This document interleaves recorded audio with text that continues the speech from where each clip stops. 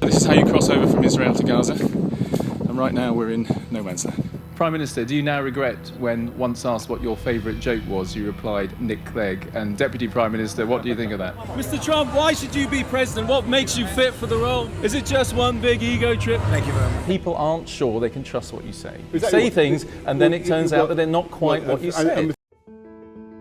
My name's Andy Bell and I've been a journalist for over 30 years. In this podcast series, How Did We Get Here?, I try to provide context and background to a big story in the news. This week, after the report by the Intelligence and Security Committee into Russian activities in Britain, you may have heard talk of the Magnitsky Act, a law put in place so that individuals accused of gross human rights violations can be personally targeted, their assets frozen, their travel banned. The law's named after Sergei Magnitsky, a lawyer who died in a Russian prison when he tried to expose a massive fraud. He worked for Bill Browder. This week, I talked to Bill Browder, a fund manager and investor in Russia who fell foul of Vladimir Putin. He tells me about the brutality meted out to his friend Sergey Magnitsky, the threats to his own life, and the danger he believes Russia poses to Britain. I began by asking Bill Browder how Russia had changed since he first went there to do business in the 1990s. When I first got there, Russia was in a state of total chaos. They'd gone from communism to capitalism, but they hadn't really bothered to set up a system of laws and rules and property rights to have a capitalistic system. And so it was what I would call total chaos, law of the jungle.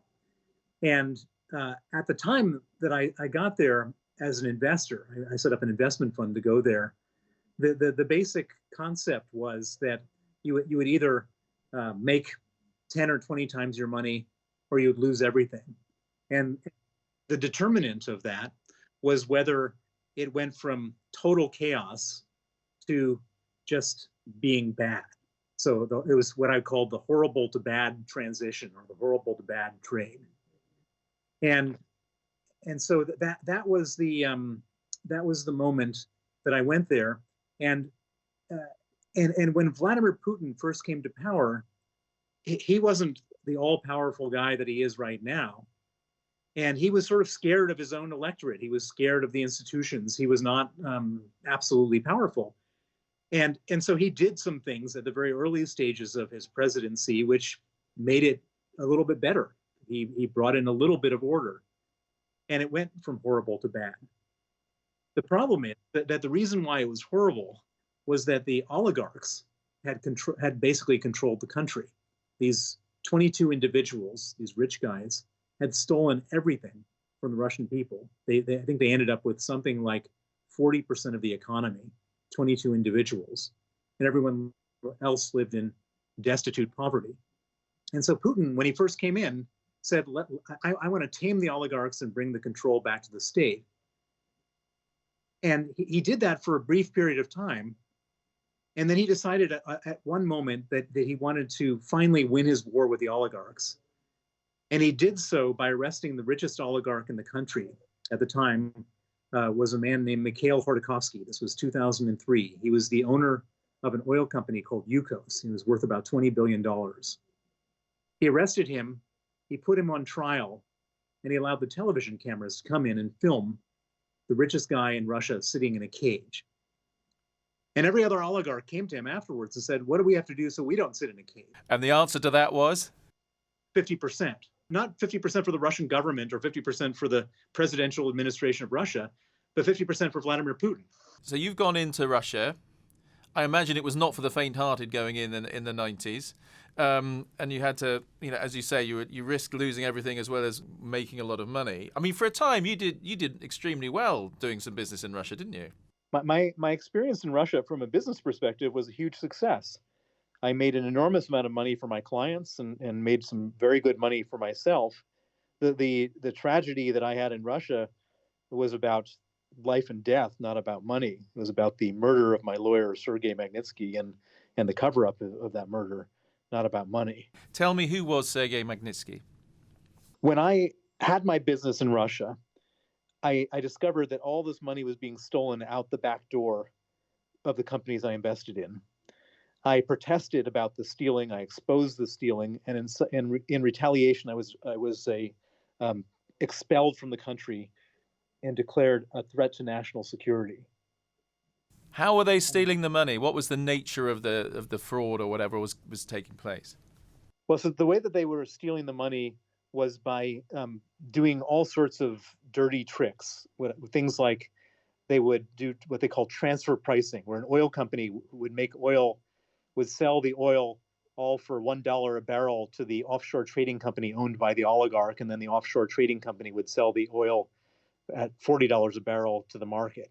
Or they would sell the assets that belonged to the oil company to their own companies at, let's say, $100,000 when the assets were worth $1 billion.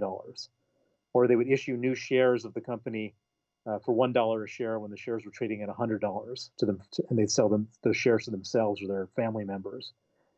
And they had sort of done this in a industrial scale at an enormous with just unbelievable skill of stealing. Now, in a normal state, someone like you, if you think that that's happening to your company, you could go to the law, go to the authorities, and say, "Hey, put a stop to this." What happened when you tried to do that?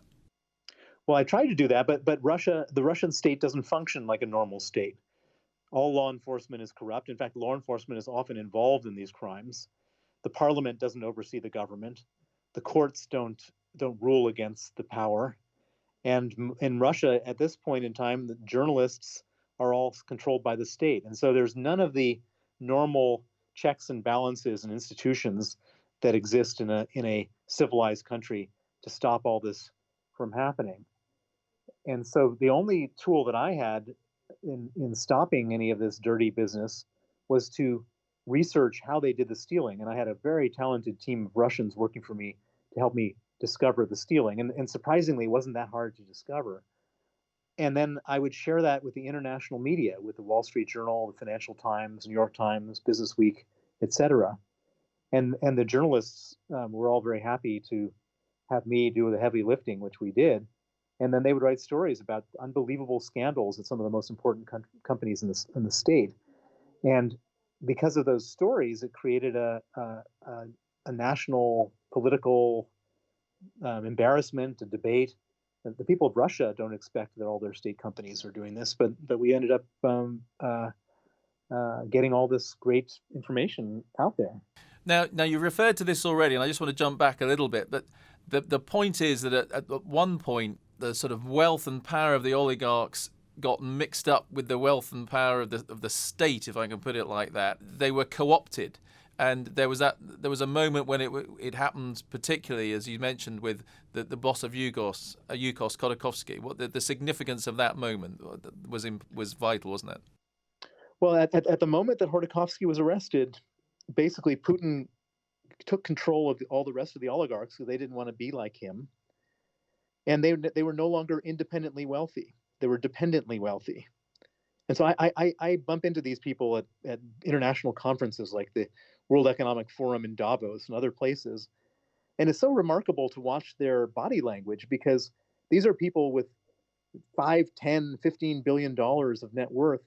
And they walk around like almost like scared children when there's any risk that they're not at sort of in their own comfort zone. And the reason that they're so scared is that if they say anything or do anything that might be considered to be dangerous or in some way compromising, they could lose their money, they could go to jail, or they could be killed. It's a totally brutal society they have there. Because Putin had made it clear with the example of Khodorkovsky, this is what happens to you if you don't toe the line that I'm putting down. Exactly. And Putin is a guy who rules by symbolism. It's a big country, Russia, with 11 time zones, and it's the largest landmass in the world. And there's no way he can micromanage everybody. He just doesn't have the tools to do that. And so he's got to make examples out of people. He did that with Khodorkovsky. He did that with Anna Politkovskaya, the famous journalist who was exposing human rights abuse. They did that with Sergei Skripal, or tried to do that with Sergei Skripal with the poisoning in Salisbury. He picks some very high-profile situation and makes an example out of somebody, and then everybody is scared to be the second example. Okay, so you ended up on the wrong side of Russian state power because you were trying to call out this fraud. And in particular, your lawyer and friend Sergei Magnitsky was at the center of it. Tell us what happened with him. So after I was expelled from the country and declared a threat to national security, my offices were raided by the police, who seized all of our documents. And then the next thing we know, the documents that were seized were used to fraudulently steal our investment holding companies in Russia, the companies through which we had invested all of our money. And so Sergei Magnitsky was the most talented lawyer I knew of in Moscow. He was one of these people that could do 10 things in the time it took others to do one. And I went to Sergei, explained to him what was going on, and I asked him to look into it. And he started an investigation to try to understand why our investment holding companies had been stolen and what they were going to do with them and how it was all going to play itself out. And what Sergei discovered was that after the police seized all of our documents and stole our investment holding companies, they took those companies to the tax authorities in December of 2007, and they asked the tax authorities to refund $230 million of taxes that we had paid in the previous year. And that without any questions asked, in 24 hours, the tax authorities of Russia authorized and paid out the largest tax refund in the history of Russia on a fraud. Sergei was the one who discovered that. And Sergei was a man of great integrity, and I would say he was an idealist. And he thought that it couldn't be possible that this was an authorized fraud, that Putin would have authorized this, because it wasn't my money that was being stolen. Putin might have easily authorized to have a foreigner ripped off. But this was the Russian government's money. This was the taxes that had been paid by us to the Russian government that had been stolen by a group of crooks from the Russian government. And so Sergei thought, this is money, this is the country's money, this is my family's money and everybody's money that's being stolen. Putin couldn't have possibly authorized it. And he thought if he were to testify against the officials involved, then the rogue operators would be exposed, and then the good guys would get the bad guys, and that would be the end of the story. And so he testified to the Russian version of the FBI, it's called the Russian State Investigative Committee. He testified twice in June and in October of 2008. And he was, after his second testimony, 5 weeks afterwards, he was arrested by some of the same officials he testified against, thrown in pretrial detention, where he was then tortured to get him to withdraw his testimony against these corrupt officials. How do you know that what went on inside the prison? You say he was tortured. I mean, how do you know what happened to him? Well, Sergei is the ultimate lawyer's lawyer. And so, and everybody has their own way of dealing with duress in prison. But for Sergei, being this lawyer's lawyer, he wrote it all down, everything that happened to him in the form of criminal complaints, documenting who did what to him, where, how, when, and why. And over the course of his 358 days in detention, he wrote 450 criminal complaints about the abuse that he was suffering, about the different types of torture he was being subjected to. And people always say to me, well, how did he even get these complaints out? Why would they allow him to file these complaints? And the answer is that the Russians are incredibly bureaucratic. And they never expect that any of this stuff will have any consequence. And so they allowed him, once a month, he would meet with his lawyer. He would take a stack of these complaints, and he would hand them over handwritten to his lawyer. His lawyer would file them, but we got copies. So you're out of the country at this stage. You're back in London, and you know that this is all happening. You must have been extremely worried about what was happening to him and where this could lead. More than worried, because this was a person who was representing me. He was my lawyer. He wouldn't be in this situation had he not been working for me. And it was like I was being tortured too, just knowing what was happening to him, because I couldn't live with this, but at the same time, I had no control over it. There was nothing I could do. I tried all different forms of political interventions. We got the Council of Europe involved. We got the International Bar Association, all sorts of lawyers organizations, the British government, the US government, but the Russians had no interest in budging whatsoever. And they didn't do anything to alleviate the pressure on him. And what happened to him in the end? Well, after about 6 months of this torture, and when I say torture, let me just describe some of the things they did to him. They put him in cells with 14 inmates and 8 beds and left the lights on 24 hours a day to impose sleep deprivation. They put him in cells with no heat and no window panes in December in Moscow, so he nearly froze to death. They put him in cells with no toilet, just a hole in the floor where the sewage would bubble up. And after about 6 months of this, his health started to break down. He developed terrible pains in his stomach. He lost 20 kilos, and he was diagnosed as having pancreatitis and gallstones and needing an operation, which was scheduled for the 1st of August, 2009. About a week before the operation, they came to him and asked him to sign a false confession again, saying that he stole the $230 million, and he did so on my instruction. And Sergei was a man of incredible integrity, and for him, the idea of perjuring himself and bearing false witness was more upsetting, more painful, and more torturous than the physical torture they were subjecting him to, and he refused. And in retaliation for not signing this false confession, and at the moment when he needed an operation for this terrible physical ailment, they abruptly moved him to a maximum security prison called Butyrka, which is considered to be one of the most awful hellholes in Russia. And most significantly for Sergei, there was no medical facilities there to deal with his ailment. And at Butyrka, his health completely broke down. He went into a terrible downward spiral. He and his lawyers wrote 20 different desperate requests for medical attention to every different branch of the criminal justice system. And every different branch of the criminal justice system either ignored or denied in writing his request for medical attention. And on the night of November 16, 2009, Sergei Magnitsky went into critical condition. On that night, the Butyrka authorities didn't want to have responsibility for him anymore, and they put him in an ambulance and sent him to a different prison facility that had a medical wing. When he arrived at that other prison, instead of putting him in the emergency room, they put him in an isolation cell. They chained him to a bed, and 8 riot guards with rubber batons beat him until he died. That was November 16th, 2009. He was 37 years old. He left a wife and 2 children. And you have no doubt that it was the Russian state that killed him? We know for sure that they denied him medical attention. We know for sure that they beat him with rubber batons, and we know for sure that he died. The facts are clear.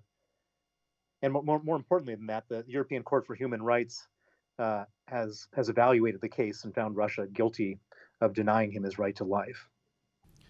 So as a result of this, you then decided to take up his cause in a way, and the cause of the bigger cause of bringing people to justice as far as you could, with something that's become known in many countries around the world as the Magnitsky Act. Now, just spell out the principle of what the Magnitsky legislation is supposed to do.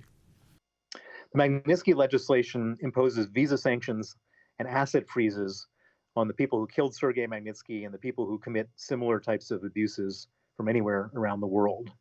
The idea behind it is that in a country like Russia, where the government is corrupt, you're never going to be able to get justice, and nor were we able to get anywhere close to justice in the murder of Sergei Magnitsky, because the government is involved in all these things. The people from the government are involved, and so when it became clear that there's no possibility of justice in a corrupt country like Russia, we said we need to get justice in the West. And what I discovered when I looked for justice in the West was that there was really no way you could get justice in the West. There's no criminal jurisdiction in the West, and most countries don't really want to go to battle with other countries by imposing sanctions on those countries overall, because the UK and the US and various other countries have both diplomatic and trade relations with countries like Russia. And so we came up with this idea, which is that if you go after the individual human rights violators, you don't have to sanction the whole country, you just sanction the individuals. And because we're in a globalized world where people spend their money abroad and travel abroad and keep bank accounts and buy properties, it really is a serious sanction to freeze those assets and take their ability to travel away. And that became known as the Magnitsky Act. And it started in the United States and has now spread to 7 countries around the world, including recently the UK. And you've had situations now where individuals, not just Russians, I think, or spell it out from other countries, have fallen foul of this legislation. Is that right?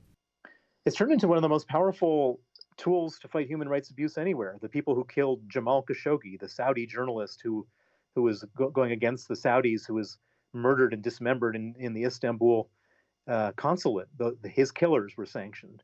The United States has recently sanctioned 4 senior Chinese officials involved in the Uyghur genocide, where they're forcibly taking 1 million Uyghurs and putting them in concentration camps. The U.S. has sanctioned Nicaraguan officials who were killing peaceful demonstrators. Britain recently sanctioned generals from Myanmar who were involved in the Rohingya genocide. And so this is a tool that's now gone way beyond the Magnitsky case. It's now a tool to be used against all sorts of bad actors all over the world. And it kind of levels the playing field, because even if not even that many people have been sanctioned, just a few hundred in total, everybody who's done something bad is afraid that they might be next in terms of the sanctions list. And it's really kind of even the level the playing field, even the score. How do you feel about that? Well, I feel amazing about it. I feel like most importantly, I feel that Sergei Magnitsky will never be able to bring him back, and that haunts me every day. He was 37 years old. He shouldn't have died. He was killed in my service, and I can never bring him back. But what I can do is I can give him a legacy.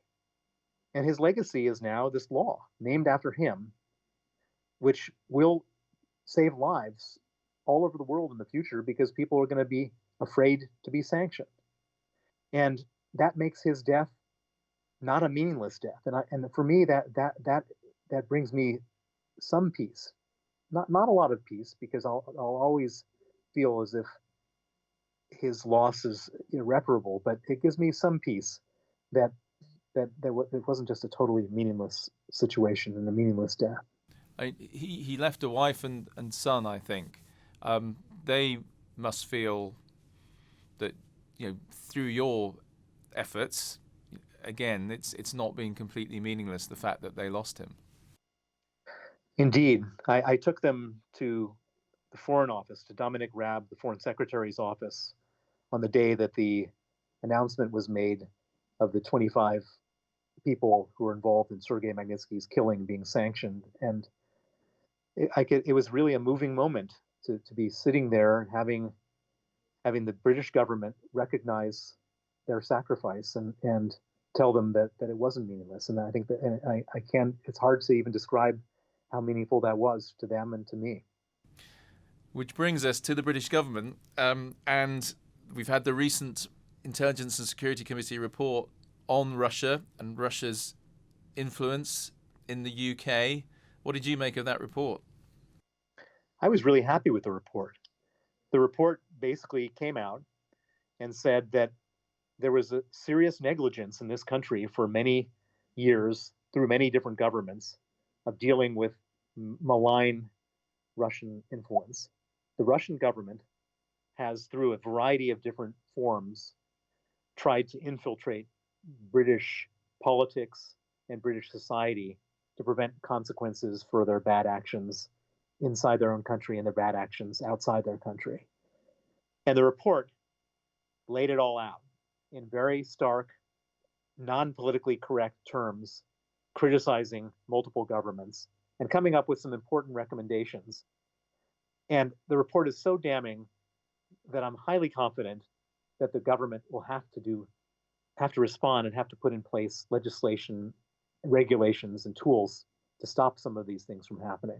You have faith that the government will do that in the UK at this time? I do. The government would be totally deficient if they didn't. It doesn't serve their interests at this point not to act on those recommendations. I just can't see them in 2 years' time doing nothing and then having another incident like Salisbury or some other infiltration into our political process, and then having them be criticized after this report laid it all out. It's just not politically feasible. And everything I hear from members of parliament in all the different political groups, something has to be done, and something I think will be done. I mean, what sort of specific action, let's just name one, that you would like to see a government take right now?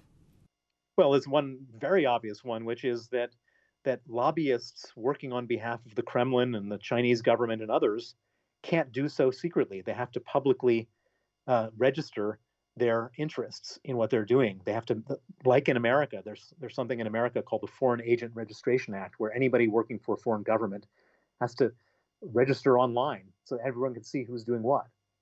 That hasn't been here before. And that is a piece of legislation which has been proposed in the past, and I understand the government is now actively talking about introducing it. Let me just put something to you, which is Britain is leaving the EU, and we don't know if there's going to be even a trade deal or an agreement with the EU when we do, finally come to the end of the transition period at the end of this year. We're not having a good period with China. Can we really also throw in the fact that, okay, and we're going to take on Russia as well? I mean, it's being devil's advocate here. Haven't we got to maybe keep a little bit of a lid on being able to do business with the Russians, for instance? We're still going to do business with the Russians, even if we sanction and freeze the assets of specific individuals. I would argue the other way around, which is that if we want to have more Salisbury poisoning situations, then we should do nothing.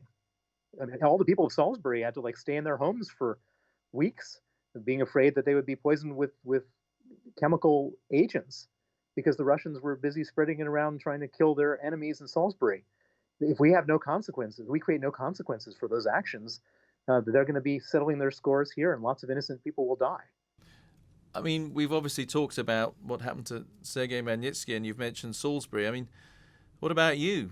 Do you worry that you may, be in danger from the Russian government? They've threatened me lots of times. They've threatened to kill me. They threatened to kidnap me. They've issued 8 Interpol arrest warrants to have me arrested. Thankfully, Interpol eventually has rejected all of them. But I was arrested in Madrid in 2018. I was arrested in Geneva in 2018 on Russian warrants. They want to get me back to Russia so they can kill me, or they want to kill me abroad. So yeah, I'm a high value target because I've created the worst consequence for them. These are people who value money more than human life, and I've now put their money at risk. And I'm a high value target. They want to get me. I mean, without going into details, how do you manage that risk? Well, it's been going on for a long time, so I've gotten good at it. I'm still alive, but obviously I've got to live a different life than most normal people. I mean, I'm presuming you have personal protection, things like that? Of course, but I don't go into any of my protocols for obvious reasons, because I don't want my enemies to know how to get around them. But obviously I've got to do things a lot differently. Oh, I imagine. Okay, well, we wouldn't want you to go into details. I mean, just to finish up, Bill Browder, I mean, do you feel a little bit more confident about where Russia is going, or even how the rest of the world can deal with Russia? How do you feel when you step back and look at everything you've been through and where we are now? I feel like I was the canary in the coal mine. What I saw was a complete criminal state run by people who are the most ruthless, dangerous people on the planet. And when I would tell people about this in politics and government, people would roll their eyes or think I was some type of fantasist or conspiracy theorist. But time has proven me correct. And things like the Russia report, which came out recently, and the Magnitsky Act, have validated all of my worries, all of my concerns, and so that the world has now woken up, I believe, to the dangers of the Putin regime. And I think we still have to fight it, but we're a lot closer to solving the problem if we identify and agree on what the problem is. And that's, I think, where we are right now. Bill Browder, thank you very much for sharing your amazing story with us and for your insights about Russia and Russia's relations with the UK and the rest of the world. And we wish you all the best. Thanks very much for talking to us. Thank you. Bill Browder with a story of great suffering from which some hope has emerged. If you have thoughts on this or ideas for another podcast, you can email me on andy.bell@itn.co.uk, and I'm tweeting at @AndyBell5News. Thank you for listening to this edition of How Did We Get Here? There'll be another along soon.